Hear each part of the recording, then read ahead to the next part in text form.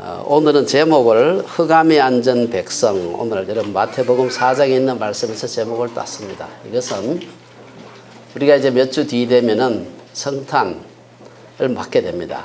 그래서 예수님께서 이 세상에 오셨을 때 이 세상이 그야말로 오늘 본문의 말씀처럼 흑암에 앉은 백성들이 살고 있는 세상으로 예수님께서 오셨습니다. 그래서 오늘 우리가 설교 시간은 한 절반은 사실 강의를 하려고 생각을 합니다. 왜냐하면은 예수님께서 오신 그 긴 이전, 예수님 오시기 이전의 그 긴 세월을 조금 요약을 하는 게 필요합니다. 왜 예수님께서 오셨는가 하는 것을 좀 우리가 함께 살펴봐야 되기 때문에 우리가 이 말씀을 성탄에 대한 말씀을 나누기 전에 성탄 이전에 있었던 얘기들을 함께 간단하게 좀 요약을 했으면 생각을 합니다. 우리가 지난 여러 달 동안 공부했던 것처럼 하나님께서 태초에 천지를 만드셨습니다. 그래서 엿새 동안 모든 만물을 만드시고 하나님께서 마지막으로 자신의 형상을 닮은 사람을 만드셨다. 남자와 여자를 만드셨다 그랬습니다. 그리고 하나님께서는 그들에게 자유의지를 주시고 그들의 선택으로 하나님을 기쁘시게 하는 사람이 되기를 바랬습니다. 하나님은 이들을 풍성한 에덴 동산에 두시고 그곳에서 생육하고 번성하여 땅에 충만하라. 그리고 그들을 통해서 아주 아름다운 그런 세상을 만들어 가시기를 원했습니다. 하지만 하나님의 계획을 방해하는 자가 있었는데 곧 사탄이었습니다. 하나님께서 아담과 하와를 만드실 때 그냥 순종밖에 할 줄을 모르는 로봇가 아니라 불순종할 수도 있는 그런 존재로 만드셨습니다. 그래서 사탄은 아담과 하와를 유혹해서 하나님께 불순종하는 데 성공을 하게 됩니다. 우리가 살펴보았습니다. 그로부터 인류의 모든 비극이 시작이 되었습니다. 하지만 인간의 타락으로 인해서 불순종으로 인해서 하나님의 역사가 종결된 것은 아니었습니다. 하나님은 하와를 유혹해서 불순종하게 했던 사탄에게 우리가 창세기 3장 15절에 보면은 내가 너로 여자와 원수가 되게 하고 내 후손도 여자의 후손과 원수가 되게 하리니 여자의 후손은 내 머리를 상하게 할 것이요 너는 그의 발꿈치를 상하게 할 것이다. 이게 잘 몰랐죠. 예수님 오시고 난 뒤에 오랜 세월이 지나놓고 보니까 그게 우리에게 메시아를 보내주시는 약속이구나 하는 것을 이제 우리가 이제 확실하게 알게 된 겁니다. 그래서 이를 통해서 하나님은 아담과 하와를 위해서 짐승을 죽이시고 무화과 나무 잎으로 치부를 가리고 부끄러운 부분을 가리고 있었는데 짐승을 잡아가지고 요새로 말하면 모피를 입히셨어요. 비싼 옷을 다시는 쭈그러들지 않는 그런 좋은 옷을 입혔습니다. 하나님께서는 이를 통해서 언젠가 우리 죄인들의 수치를 가리기 위해서 십자가에 죽으실 메시아의 죽음을 미리 보여주셨던 것입니다. 하나님은 첫 사람 아담과 하와가 에덴 동산에서 불순종하고 타락한 것을 회복하기 위해서 원대한 계획을 세우셨습니다. 구약의 많은 기록들은 바로 그런 하나님의 구속 사역을 보여주는 얘기들로 가득 차 있습니다. 아담의 불순종 이후에도 여러분들이 지난 몇 달 동안 살펴봤는데 가인의 살인사건, 노아의 홍수사건, 우리가 살펴보진 않았지만 바벨탑 사건 이런 것들을 보게 되면은 눈으로 그런 것들을 보게 되면은 하나님의 구원의 역사가 과연 계속될 수 있을까라는 생각이 들 만큼 아주 심각한 그 인간의 죄악에 직면하기도 하고 하나님의 심판을 직면하기도 했습니다. 하지만 끊어질 듯 이어지던 하나님의 구원의 역사는 중단되지 않고 역사 속에서 이어져 오는 것을 볼 수가 있습니다. 때가 되었을 때 하나님은 드디어 한 사람을 부르셔서 메시아를 보내는 민족을 만들기 시작했습니다. 바로 그가 아브라함이었습니다. 우리 어린이들 아브라함 다 알죠? 아브라함 한 사람 불렀어.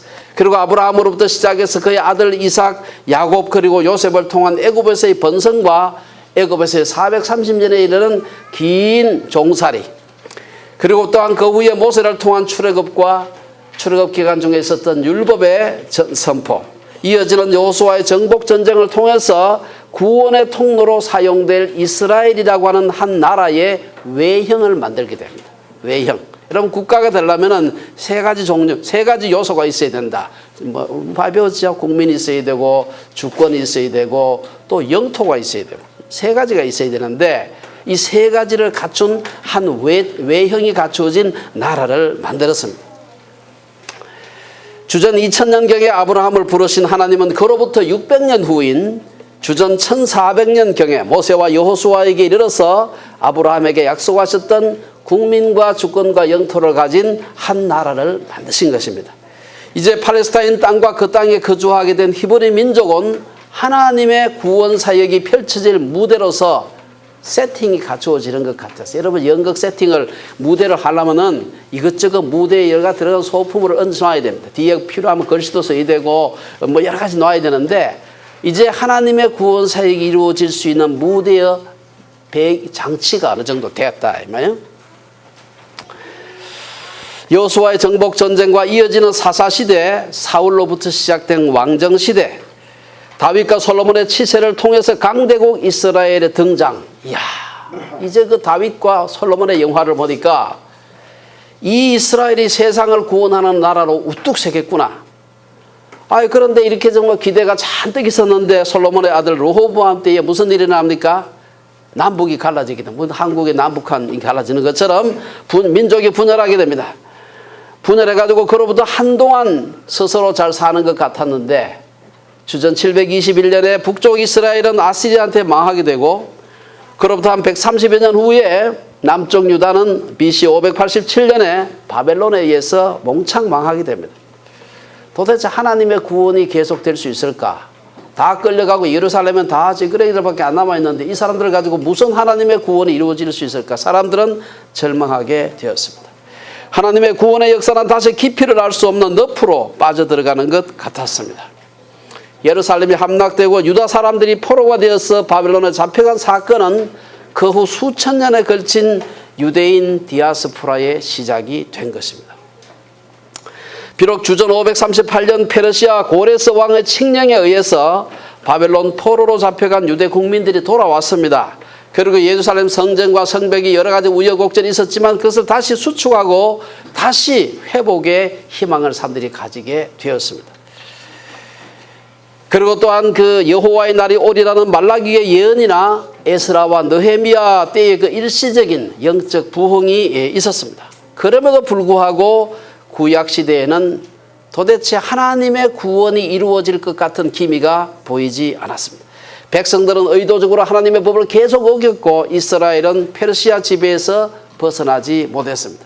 눈이 빠지게 기다려도 메시아 국가를 세울 능력 있는 왕이 나타날 것 같지가 않았습니다.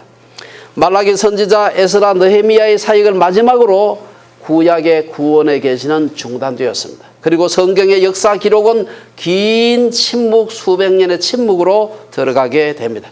그리고 세상의 지배자들이 하나님이 아니라 세상에 힘있는 영웅 지배자들이 인간의 역사를 좌지우지하는 듯한 그런 소위 중간기에 들어서게 됩니다. 흔히 구약의 마지막 선지자 말라기가 활동하던 주전 한 460년경 혹은 느헤미야가 성전을 정결하게 하고 예루살렘 성벽을 봉헌하던 주전 한 425년부터 예수님이 오실 때까지를 흔히 우리가 신구약 중간기 줄여가지고 중간기다 막 그렇게 얘기를 합니다. 중간기는 신약 성서를 이해하는 데 매우 중요한 열쇠가 됩니다. 이 시기 동안 팔레스타인은 지금 현재 이스라엘이 있는 그 팔레스타인 지방은 팔레스타인 사람들이 살고 있었는데 거기를 지배했던 세력이 세 번이나 크게 바뀌게 돼요. 첫 번째는 누굽니까? 페르시아입니다. 바빌론을 멸망시키고 페르시아가 들어서게 되니까 페르시아가 마케도니아 제국의 알렉산더 대제가 그 대제한테 멸망할 때까지 한 300 BC 한 333년까지 패권을 가지고서 팔레스타인을 지배하게 되고 이어서 마케도니아 제국의 알렉산더 대제, 우리 흔히 헬레니즘 혹은 그 그리스가 다스리던 시대가 됩니다. 그로부터 63년까지 주전 63년까지 그러니까 한 260년간은 헬레니즘 시대 혹은 그리스가 다스리는 시대가 됩니다. 그리고 다시 주전 63년에서 AD 한 70년경까지 로마가 지배를 하게 됩니다. 크게 세 차례가 바뀌게 됩니다. 이러한 그 중간기를 거치면서 구약에는 없던 새로운 개념들이 생겨나게 됩니다. 여러분이 그 구약의 신약에 보면은 여러 가지 말들이 있습니다만 그 중에 산헤드린 공회 뭐 그런 말 들어보셨죠? 예, 그게 원래 구약에는 없던 말입니다. 그게 중간기를 지나면서 생겨난 말이에요. 또 보면 사두개인, 뭐 우리 성경에 보면 신약의 복음서에 자주 나오는 말입니다. 또 바리새인, 이것도 다 원래는 구약시대에 없던 말이에요. 이게 중간기에 여러 가지 우여곡절 속에서 생겨난 것들이에요. 여러 종파들이 나타나게 되고 세리라고 하는 말도 나타나. 성경의 세리란 말이 사실은 중간기를 지나면서 식민시대를 지나면서 생겨난 말입니다. 예수님께서 회당에서 구약 성서를 읽거나 기도하시는 얘기가 나오는데 그것도 회당이라는 개념 자체가 사실은 중간기에 생겨난 개념입니다. 이것도 사실은 중간기를 이해하지 못하면 이해할 수 없는 것들입니다. 또한 팔레스타인이 유대와 사마리아와 갈릴리로 나누어져 있는 것도 사실은 구약에는 없던 얘기입니다. 이것이 중간기를 지나면서 그렇게 나누어지게 됩니다. 그래서 우리가 첫 번째 생각해 볼 수 있는 것은 중간기가 시작될 때쯤에는 여전히 한 BC 한 430년, 40년 이때쯤 해가지고는 팔레스타인을 지배하고 있던, 그때로 말하면 천하의 주인은 페르시아 혹은 바사였습니다. 요새 같은 이란 쪽입니다. 거기가 이제 소위 주도권을 가지고 있었습니다. 하지만 그렇게 대단한 제국도 영원할 수는 없었습니다. 그러니까 말씀드린 대로 주전 331년 알렉산더 대제가 이끄는 신흥 그리스 연합군과 페르시아의 다리우스 3세가 이끄는 군대가 오늘날 이라크의 모술 근처에서 그 유명한 아르벨라 전투라는 걸 하게 됩니다. 거기서 페르시아가 격파를 당하게 됩니다. 그리고는 페르시아 시대는 끝나고 그리스 시대, 헬라 시대로 접어들게 됩니다. 그러면서 페르시아 지배하에 있었던 팔레스타인은 자동적으로 알렉산더의 지배하로 들어가게 됩니다. 페르시아를 멸망시킨 후 알렉산더는 거기서 그치지 않고 오늘날 인도의 겐지스강까지 진출을 하게 됩니다. 그리고 거기서 동양과 서양 문명의 접점을 만들게 됩니다. 알렉산더의 인도 지배는 그리스 문화뿐 아니라 그리스의 당시에 사용하던 언어, 그걸 코인의 헬라어라 그러니 코인의 헬라어를 전하는 아주 중요한 그 계기가 되게 됩니다. 후에 널리 사용될 헬라어 그리스는 복음을 전 세계에 전하는 훌륭한 도구로 사용되었습니다. 그래서 우리가 이걸 보게 되면은 알렉산더 대왕의 정복 전쟁은 죄악된 것이고 나쁜 것이지만 인간의 죄악된 정복 전쟁조차도 하나님의 큰 구원의 그림 속에 들어있었다, 이렇게 얘기할 수가 있습니다. 하지만 거침없이 정복 전쟁을 벌이던 알렉산더가 주전 323년, 여러분 저 알렉산더가 주전 356년생입니다. 356년생인데 323년에 죽었으니까 약 아주 나이 젊을 때 요절을 했습니다. 33살에 죽게 됩니다. 33세 젊은 나이에 요절하자 그의 휘하 장군들 간에 아주 그 심한 권력과 영토 분쟁이 일어나게 됩니다. 결국 프톨레마이오스가 오늘날의 이집트를 차지하게 되고 그의 또 알렉산더의 그 장군 중에 하나가 셀류코스인데 셀류코스는 시리아를 접수하게 되고 이거 합의해서 서로 계속 싸움 듣다 망하니까. 그래서 팔레스타인은 그 중간에 끼어가지고 처음에는 그 이집트 프톨레마이오스 지배를 받다가 나중에 이제 다시 시리아의 그 셀류코스 왕조에 속하게 됩니다. 이 프톨레마이오스 1세는 예루살렘에서 잠깐 그 한동안 다스리는 동안에 유대인 많은 학자들을 그의 주군이었던 알렉산더 대제가 만들었던 알렉산드리아라고 하는 현재 오늘날 그 우리 지중해 연안의 그 아프리카 쪽에 있는 도시입니다. 거기가 이제 이집트 그 프톨레마이오스 왕조의 수도였습니다. 그리고 데려갔어요. 그리고 그곳에서 유대인 학자들을 그리스 헬레니즘 문화에 소위 노출시킵니다. 그 유대인들의 그 사상 플러스 헬레니즘의 문화를 받아들이게 돼요. 그래서 알렉산드리아는 헬레니즘 문화를 꽃피우는 중심지가 되게 됩니다. 이곳에서 유대인 학자들이 했던 가장 중요한 일이 있습니다. 그게 바로 프톨레마이오스 1세 말고 2세 아들이죠. 2세의 지시로 알렉산드리아 도서관에 소장하기 위해서 구약 성경을 헬라어로 번역하게 됩니다. 당시 여러분 히브리 말 읽을 수 있는 사람 몇 사람 되겠어요? 몇 사람 없거든요. 그런데 헬라어로 그걸 번역을 하게 됩니다. 헬라어로 70인이 한꺼번에 번역했다. 그러니까 70인역이라고 불러요. 셉투아진트. 여러분 우리 요신학교 건물 2층에 셉투아진트 연구소가 있습니다. 이게 캐나다에서는 제일 훌륭한 그 성경을 전문적으로 연구하는 그런 연구소입니다. 이 셉투아진트로 번역을 하게 되니까 히브리어는 읽을 수 있는 사람이 극소수지만 헬라어는 그 당시에는 지중해 연안에 있는 사람들 다 조금 안다 싶고 식자들은 다 읽을 수 있었어요. 구약 성경이 히브리 사람들의 경계를 넘어서 세계로 나아가는데 가장 중요한 역할을 한 것이 바로 70인역 성경. 이것이 그때부터 시작해서 300년 동안 표준 성경으로 전 유럽의 전 지중해 연안에서 사용되게 됩니다. 한편 시리아를 접수했던 셀리코스는 팔레스타인을 프톨레마이오스 손에서 빼앗기 위해서 전쟁을 막 했어요. 내 나라, 내가 더 가깝다 막 뺏어서. 한참 둘이 싸우고 있는데 엉뚱한 놈이 나타나서 누구냐면 로마가 갑작스레 왕창 일어나게 됩니다. 그 유명한 그 한니발하고 전쟁을 하면서 로마가 지중해 패권을 차지하면서 프톨레마이오스와 시리아의 셀리코스는 그냥 둘 다 한꺼번에 패하게 돼요. 그래서 갑작스럽게 팔레스타인의 주인이 누구로 바뀌느냐? 로마로 바뀌게 됩니다. 근데 가만 보니까 이 로마가 점령을 하고 나서 보니까 이기고 보니까 사실은 자기들은 저 멀리 떨어져 있는 팔레스타인을 지배하는 게 너무 힘들어. 자기들은 바로 가까이 있는 그리스 지배하는 것이 훨씬 더 급해. 그래서 거기 이기긴 이겼지만 셀리코스 왕조한테 대리 청정을 맡기면 니들 그 다스려도 좋다. 이기긴 했지만 그래서 사실은 그 시리아의 왕조가 오랫동안 이 팔레스타인을 지배하게 됩니다. 그리고 그 시리아의 왕조 셀리코스 왕조가 아주 이스라엘 사람들을 많이 괴롭혔습니다. 오늘 그 전설적으로 내려오는 많은 얘기가 다 그 시리아 사람들이 그 괴롭혔던 그런 얘기들입니다.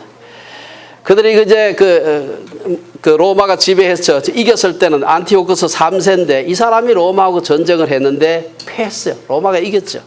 이겼으니까 전쟁 배상금을 내놔야 되겠죠. 전쟁 배상금을 누구한테 뺏어갔느냐? 팔레스타인 사람들 다 수탈을 했어요. 뭐 사람들은 막 고혈을 짜낸 것입니다. 그래서 이를 위해서 예루살렘 성전의 재산을 강제로 압류하고요. 엄청난 전쟁 배상금을 지불하게 됩니다. 그리고 그의 뒤를 이어서 그 왕이 된 안티오코스라는 4세는 더 아주 그 악랄해가지고요. 예루살렘 성전에 있는 보물들 다 약탈하고 사람 머리마다 하나씩 내는 인두세라는 게 있어요. 인두세. 제왕세, 성전세, 뒤에 세자만 붙으면 다 세금이 되는 겁니다. 이래가지고 마구 사람들을 수탈하게 되고 유대인들이 감당할 수 없는 무거운 세금을 부과하게 됩니다. 세금 납부하지 못하면은 개인이나 마을 전체를 갖다가 노예로 그냥 팔아넘기기도 하고 방화와 학살을 자행했습니다. 그리고 칙령을 발표해가지고 시리아의 법과 간섭을 추종하게 하고 시리아의 법과 간섭은 이 헬레니즘 그리스 문화입니다. 그리고 자기들의 신과 여신들을 숭배하도록 강요했습니다. 당시에 지도층 유대 제사장들은 제사장직을 소홀히 했을 뿐 아니라 그리스식 경기장에 가서 놀았습니다. 그리스식 경기장 가서 운동할 때 여러분 빨가벗고 하는 거 아시죠? 옛날 올림픽 그 경기할 때 빨가벗고 했습니다. 성전에 뜰은 술꾼들의 숙소가 되었고 성전에서는 유대인들이 보기에 불경스러운 이방 의식들이 행해졌습니다. 팔레스타인 곳곳에 그리스식 경기장, 신전, 대중 목욕탕이 세워졌고 유대인들에게는 안식일을 지키는 것을 금하고 할례를 행하지 못하게 했습니다. 안티오코스 4세 때 예루살렘 총독이었던 아폴로니우스라는 사람은 성전에다가 그리스 신 제우스 신상을 만들어 놓고는 거기에다가 돼지고기를 넣고서 제사를 막 드리고 이랬습니다. 그리고 이렇게 돼지고기를 먹고 제사하지 않는 자들을 처형했습니다. 알렉산더 대제 정복전쟁과 이어진 이집트 프톨레마이오스 왕조의 지배 그리고 이어진 시리아 셀리코스 왕조의 지배 속에서 막 헬레니즘 문화가 유대 사회 속에서 마구 밀려 들어왔습니다. 이때 밀려드는 헬레니즘을 대하는 유대인들은 몇 가지 이제 부류로 나누어진 첫째는 선진 문화니까 좋다. 그리고 그거 우리를 지배하는 사람들이 우리를 가진 문화니까 우리가 받아들여야 되자고 그냥 할렐루야 아멘하고 막 받아들이는 사람이 있었고 두 번째 사람은 아니긴 아닌데 뭐 그렇다고 또 저항하려는 힘은 없고 아는 것도 별로 없고 그래서 그냥 순응했던 사람들 싫기는 하지만 반응은 안 했던 사람 세 번째가 중요합니다. 이 세 번째 사람들은 헬레니즘 문화의 추종을 강하게 거부하고 율법을 어기느니 차라리 죽음을 택하겠다. 이런 부류의 사람들이었습니다. 이 세 번째 부류의 사람들에게 우리가 주목할 필요가 있습니다. 이 마카비스를 보면 마카비스라고 하는 그 외경인데 여기 보면은 이 세 번째 부류의 사람들에 대해서 이렇게 기록되어 있습니다. 이에 꺾이지 않고 부정한 것을 먹지 않기로 굳게 결심한 이스라엘 사람들도 많았다. 그들은 부정한 것을 먹어서 몸을 더럽히거나 거룩한 계약을 모독하느니 차라리 죽음을 달게 받기로 결심하였고 사실 그들은 그렇게 죽어갔다. 헬라화에 저항하는 그런 사람들은 아주 전대미문의 박해에 직면하게 됩니다. 유대 율법을 따라 남자아이들에게 할례를 받게 한 사람들은 가족들과 함께 사형을 당했습니다. 율법이 금하는 부정한 음식을 거절한 사람들도 죽임을 당했습니다. 그 외 여러 이유로 수많은 유대인들이 잔인한 고문을 받으면서 죽어갔습니다. 그러나 박해가 심해질수록 신앙적 결속과 반발은 더 심해지고 이것이 바로 무장봉기로 일어나게 됩니다. 그것이 바로 하시딤파라는 하시딤이라고 하는 사람 그 그룹 이름입니다. 이 사람들이 무장봉기를 일으키게 됩니다. 무력 이제 반란을 일으킨 것이 못 살겠다. 원래 하시딤이란 말은 경건한 사람들 혹은 율법에 충실한 자들 그런 뜻입니다. 그러니까 한 그룹의 사람이 아니고 그런 뜻을 가진 사람들이 다 모인 거예요. 이 하시딤파는 헬레니아 문화와 종교를 강요하는 이들에 대해서 타협을 거부하는 여러 단체들의 공동체입니다. 여기는 종말론적인 사상을 가진 사람도 있었고요. 엄격하게 율법에 충실하는 자들도 있었고요. 하시딤파 사람들의 배경은 다양하지만 한 가지 분명한 것은 매우 호전적으로 이 사람들이 자기들에게 이방 문화를 강요하는 자들에게 저항했다는 사실입니다. 여기에서 출발해서 이제 바리새파, 에세네파 이런 사람들이 이제 등장하게 됩니다.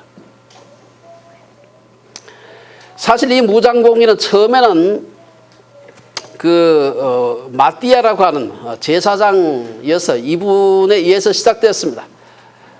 이 무장봉기가 촉발된 그 사건을 발단을 보게 되면은 제사장 마띠아라는 사람이 모데인이라는 마을에 살고 있었는데 시리아 정부에서 보낸 관리가 와가지고 당신이 이 마을의 원로니까 당신이 앞장서서 이방신에게 희생 제물을 바치는데 협조해달라.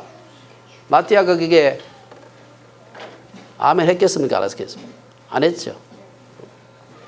그리고는 알아가지고 기어가지고 먼저 제사를 드리려고 하는 유대인을 한 사람 죽이고 그 명령을 내리려 받은 시리아 관리를 죽여버립니다. 그리고는 그 아들 5거 더불어서 도망을 가요. 산으로.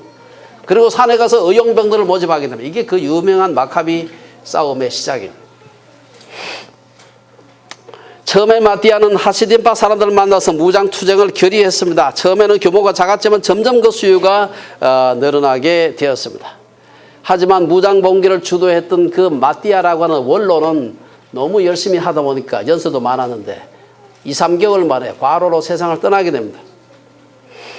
그에게는 요한, 시몬, 유다, 엘르아살, 요나단이라는 그 5명의 아들이 있게 되는데 마띠아가 죽을 때 셋째 아들인 유다를 자신의 후계자로 지명하게 됩니다. 유다는 별명이 마카비예요. 마카비라는 게 원래 쇠망치라는 뜻입니다. 용감하기가 이럴 데가 없고 겁이 없는 그런 사람이에요. 셋째 아들이. 그래서 그 아들을 영도자로 세우게 됩니다. 그는 별명처럼 용감하고 지도력이 뛰어났습니다. 그는 그 아주 탁월한 지도력으로 여기저기 산발적으로 일어나는 게릴라 운동들을 다 끌어모아서 아주 큰 세력을 만들고 우리가 흔히 말하는 마카비 전쟁을 하게 됩니다. 유다가 이끄는 이 무장항쟁 부대는 시리아 군대를 격파했습니다. 그리고 다시 새로운 제단을 세워서 성전이 모독된 날로부터 3년이 되던 주전 164년에 성전을 다시 봉헌하게 됩니다. 이 성전을 봉헌한 것을 기념해서 지금까지 2000년 이상 동안 유대인들이 지키고 있는 절기가 바로 하누카라고 하는 절기입니다. 하누카. 여러분, 여기 하누카라는 절기 지금 지키고 있습니다. 북미주에서도. 뜻이 봉헌이라는 뜻이에요. 그게 원래. 요세푸스에 따르면 마띠아에서 시작된 가문은 원래 그 마띠아의 고조 할아버지 이름이 하스모니오라는 사람인데 나중에 가서 이름을 마카비 왕조는 안 그러고 하스몬 왕조는 할아버지 이름 따가지고 그렇게 불러요. 하지만 주전 167년에서 164년까지 진행된 마카비 전쟁 이로 인해서 소위 하스몬 왕조가 태어나게 되는데 이것도 그렇게 영원하지 않았습니다. 시간이 지나면서 마띠아의 아들이자 유다가 그 뒤를 이었는데 그 다음 지도자들이 아주 그냥 잘못하게 됩니다. 이들이 정치적으로 셀리코스 시리아 왕조하고 타협하게 되고요. 나중에 여러 그 다른 여러 가지 이교적인 풍조들을 많이 도입하게 됩니다. 여기에 대해서 거부했던 사람들이 바로 오늘 이 예수님 시대에 살았던 바리새파 사람, 에세네파 사람들입니다. 이때 이미 사두개파 사람들도 있었지만 유대교 내에서 각기 다른 견해를 가진 세 그룹이 있어요. 사두개파, 바리새파, 에세네파 이 세 그룹이 생겨났는데 이 사람들은 구약에는 없던 사람들이에요. 그리고 중간기에 생겨났던 사람들입니다. 사두개인들은 예루살렘에서 정치적 힘을 가진 소위 종교 귀족들이었습니다. 제사장들, 부유한 재산가들이었죠. 그들은 진리를 쫓아가는 그런 사람들로서 자신의 부와 지위를 유지할 수만 있다면 무슨 짓이든지 한다. 제사장 그룹입니다.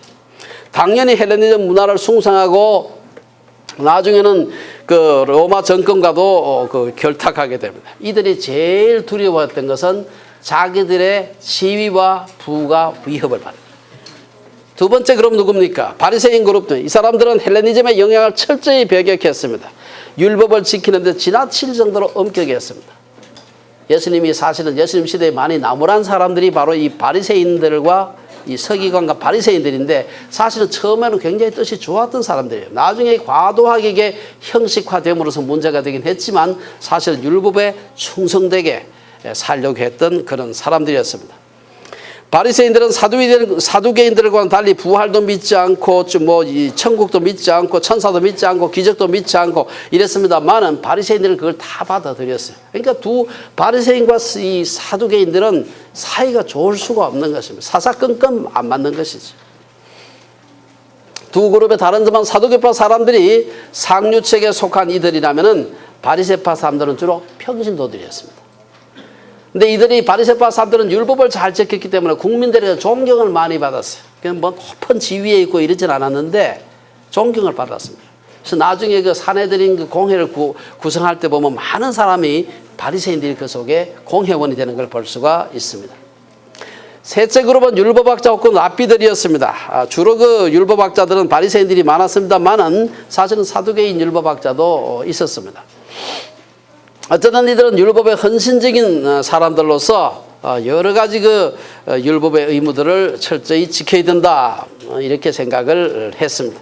마지막으로 이제 성경에 잘 안 나옵니다만 에세네파가 있습니다. 이 보면 이 사람들은 사두개파나 바리새파 사람들에 대해서는 비교적 자세한 기록들이 전해지고 성경에도 여러 차례 언급이 되고 있는데 에세네파에 대해서는 별로 나오지 않다가 또한 중요한 한 그룹 사두개, 바리새파, 에세네파가 에세네파가 있었다는 것은 1947년에 그 유명한 쿰란에서 엄청난 사회사본이 발견되면서 사회 문서들이 발견되면서 에세네파에 대한 아주 구체적인 사항이 밝혀지게 됩니다. 이 사람들은 무장항쟁에 참여했지만 마띠아의 막내 아들이었던 요나단이 사독 계열의 가문도 아니면서 제사장 계열도 아니면서 자기 마음대로 자기가 제사장을 막 하고 이러니까 화가 났어요. 이래가지고 그것을 인정할 수 없다. 그래가지고 저항했고 박해를 받았던 사람들입니다. 결국 에세네파 지도자들은 박해를 피해서 사해 근처 쿰란이라는 데 가서 은둔 생활을 하게 됩니다. 이들은 바리새인들보다 더 엄격히 율법을 지켰고 독신으로 지내면서 세상과 분리된 생활을 했습니다. 이들이 남겨놓은 성경이 바로 그 유명한 사회사본입니다. 이런 사회사본이 전 세계에서 우리 학교가 제일 유명한 학교 중에 하나입니다. 히브리에 있는 학교 하나하고 이 학교 둘이가 사실은 원본 접근을 하면서 연구를 하고 있습니다. 어쨌든 이렇게 잘 나가던 하스몬 왕조도 그렇게 영원하지는 않았습니다. 주전 63년에 다시 팔레스타인에 관심을 갖게 된 로마의 폼페이 장군이 시리아를 정복하게 됩니다. 한참 동안 그 좀 잘 다스리라고 놔둬드리면 자기도 또 힘이 생겼다고 말을 안 들어. 그래가지고 다시 정복 전쟁을 하게 됩니다. 폼페이 장군이 다시 시리아를 정복해서 속주로 만들게 되고 팔레스타인도 당연히 시리아 속주에 포함되어 있었기 때문에 로마의 지배를 받게 됩니다. 팔레스타인이 로마 제국의 지배하에 들어서면서 아까 얘기했던 마카비 왕조 혹은 하스몬 왕조도 끝장이 나게 됩니다. 그리고는 로마의 꼭두각시인 헤롯 가문이 총치의 전면에 나서게 됩니다. 여러분이 신약에서 만나게 되는 헤롯도 바로 이때 등장한 인물들입니다. 셀이란 말도 이때 등장하고 호적이란 말도 이때 등장합니다. 왜 호적합니까? 로마가 큰 제국을 다스리다 보니까 인구부터 먼저 파악을 해야 돼요. 그래야 세금을 제대로 거둘 수 있거든.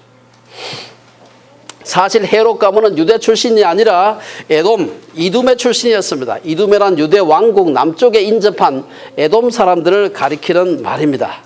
그러니까 아무래도 자기는 유대인들이 그 족보를 중시하는데 자기가 이 정통 유대인이 아니니까 이 사람이 컴플렉스가 있잖아요. 그래서 어떻게든 정통 유대인들로부터 내가 좀 인정을 받아야 되겠다 해가지고 성전도 다시 수축하고 이런 유대인들의 환심을 살 만한 일을 많이 하려고 애를 썼습니다.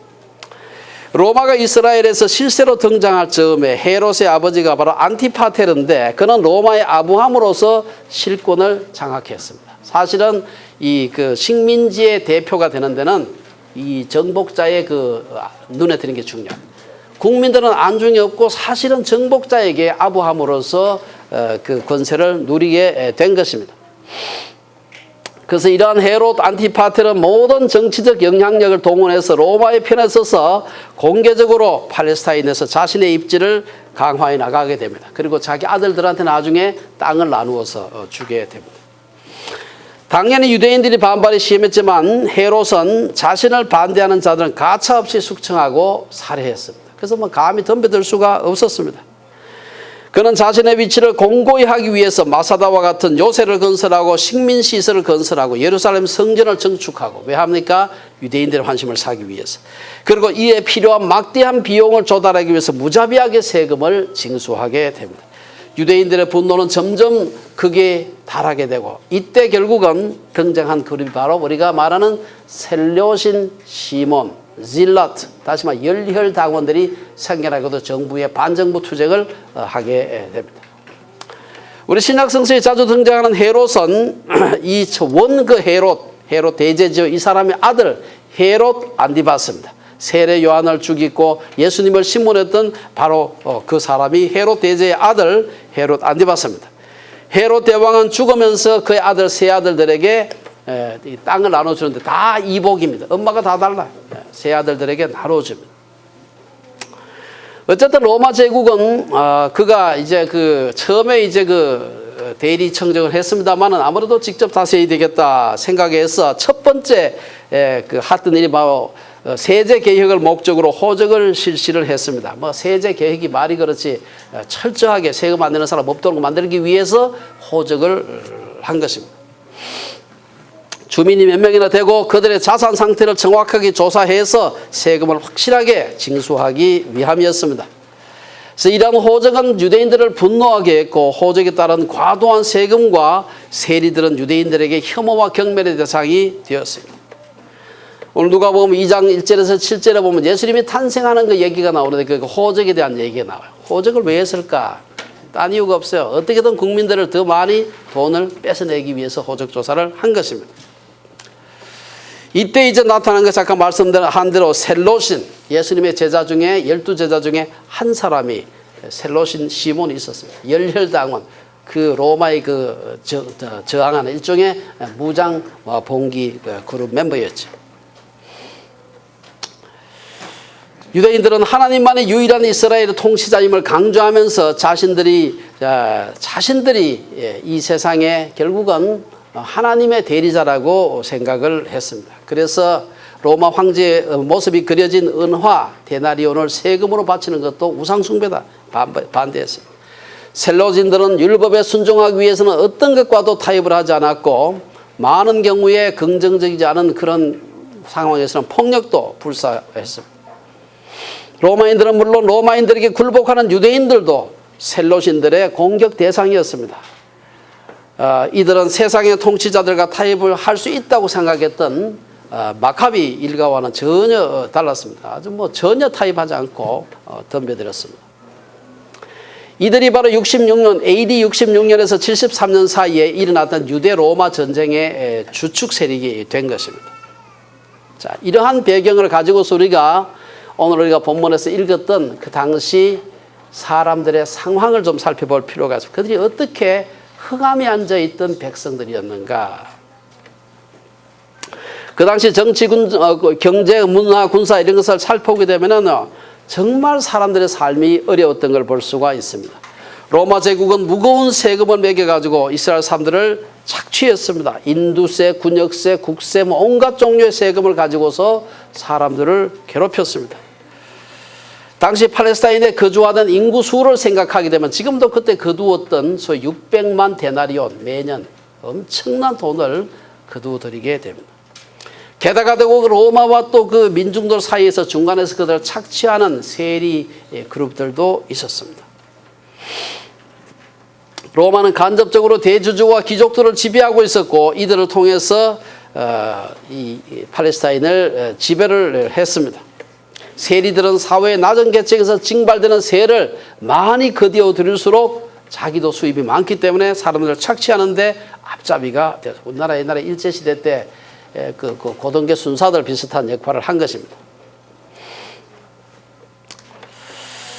또한 예루살렘 성전을 다스리고 있었던 사두개인들도 사람들을 착취하는 아주 중요한 그런 기관이었습니다. 성전이 하나님을 예배하는 곳이었는데 사람들이 먼 곳에서부터 축제 때마다 명절 때마다 아니면 매일 제사를 드리러 올 때 헌금 가지고 오잖아요. 재물 가지고 오잖아요. 바깥에서 가지고 재물 받지 않아. 자기들 거기서 산 거라. 몇 배씩 비싸게 받아볼 거예요. 환전해야 되죠. 먼 데서 온 사람이 와서 헌금 드리는데 그 돈으로도 드리신 돈이 정해지니까 바꿔야 되죠. 환율을 턱없이 해서 또 바가지를 씌우고. 이래가지고 사람들은 이래 맞고 저래 맞고 사람들이 착취를 당하고 있었습니다. 대제사장 계층은 바벨론 포로기 이후에 특별히 왕이 없었기 때문에 왕의 역할을 대신하고 있었습니다. 그들은 세습제로 이어지고 있었습니다. 어디서 우리나라에서 세습 많이 하는데 어디서 배운 겁니다. 이게. 옛날에 사두개인들도 세습했어요. 자식에게 계속 대대로 절대 망할 수 없는 성전 비즈니스를 하고 있었던 것입니다. 그러면 이때 우리가 마지막으로 생각해 볼 수 있는 것은 팔레스타인에서 이 고생을 할 때 고생한 사람들이 다 고생했지만 여자들의 지위는 어땠을까? 이 살펴볼 필요가 있습니다. 당시 여성들은 사회 구성원으로 인정받지 못했습니다. 남자들도 온 국민들이 그런 취급을 받았는데 그중에 여자와 어린이들은 정말로 아주 비참한 삶을 살았습니다. 여자들은 사람 수를 헤아릴 때 수에 칠 가치가 없는 수로 치지도 않았어요. 애굽으로 내려간 야곱의 가족을 70명이나 했을 때 이미 구약에서부터 그랬어요. 70명 했을 때 남자만 70명. 출애굽할 때 장정만 60만이라고 말합니다. 여자와 어린이들은 몇 명이라고 얘기도 하지 않습니다. 오병이의 기적에서도 여자와 어린이들을 제외하고 5,000명이 먹었다. 여자와 어린이들은 안 먹습니까? 똑같이 먹는데 여자와 어린이들 제외하고 5,000명 먹었다. 당시에는 여자들과 어린이들은 집회에서 수에 넣어서 헤아리지도 않았습니다. 공개적으로 말하고 행동하고 전쟁을 수행하고 평화를 지키는 공적인 업무는 모두가 다 남자들만의 일이었습니다. 여자들은 단지 집을 지키고 규방에 깊은 방에 유폐된 성적인 존재에 불과했습니다. 여성들은 집을 나갈 때 요즘 그 이슬람 사람들 하듯이 하는 게 있죠. 얼굴을 반드시 천으로 가리고 나가야 했고 그 여자들과 밖에서 얘기를 나누는 것들까지도 남자들에게는 수치로 여겨졌습니다. 그런 의미에서 유대인 남자인 예수님이 수가성 여인과 얘기를 나눈 것은 매우 이례적인 일이었습니다. 아주 이상한 일이었죠. 요즘 이슬람의 관습과 같이 또한 남자는 경제적인 능력만 있다면 여러 아내를 거느릴 수가 있었고 남자는 여자한테 이혼 요구할 수 있었지만 여자들은 남자에게 이혼을 요구할 수가 없었습니다. 성전에는 이방인의 뜰과 여성의 뜰이 따로 마련되어 있어서 여성들에게는 그곳에만 들어가야 되지 그 안쪽 뜰까지 들어갈 수가 없었습니다. 여성은 종교적인 활동과 의무에서 많은 제약을 받았습니다. 흑암에 앉은 백성들 중에서도 예수님이 탄생하던 당시 팔레스타인에 살던 여성들은 가장 짙은 흑암에 앉은 사람들이었다고 할 수가 있습니다. 마지막으로 우리가 한번 좀 다시 생각해 볼 것이 있습니다. 사람들은 흑암 중에 살고 있었지만 하나님은 이 복음이 온 세상에 전파될 수 있도록 오랜 세월에 걸쳐서 때로는 우리가 도대체 하나님이 살아계시는가 일하고 계시는가 라고 싶은 생각이 들 만큼 아무런 것도 보이지 않을 때조차도 하나님은 차근차근 구원의 계획을 준비하고 계셨습니다.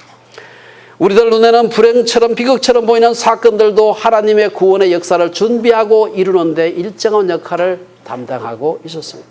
오늘 우리가 돌아보니까 이제 그게 보이는 것입니다. 바벨론 포로 생활로부터 시작된 본격적인 디아스포라, 예수님이 오실 때까지 곳곳에 유대 회당을 만들어 놓고 그들이 흩어진 곳에서 회당 만들고 구약을 가르쳤습니다. 그들은 흑암 중에 살면서도 자신들도 깨닫지 못한 채 자신들이 지금 회당에서 구약 가르치고 있는 것이 뒤에 사도 바울을 통해서 전도 여행할 때 사전 정지 작업이 되리라는 것은 상상도 못하고 그 일을 하고 있었던 것입니다.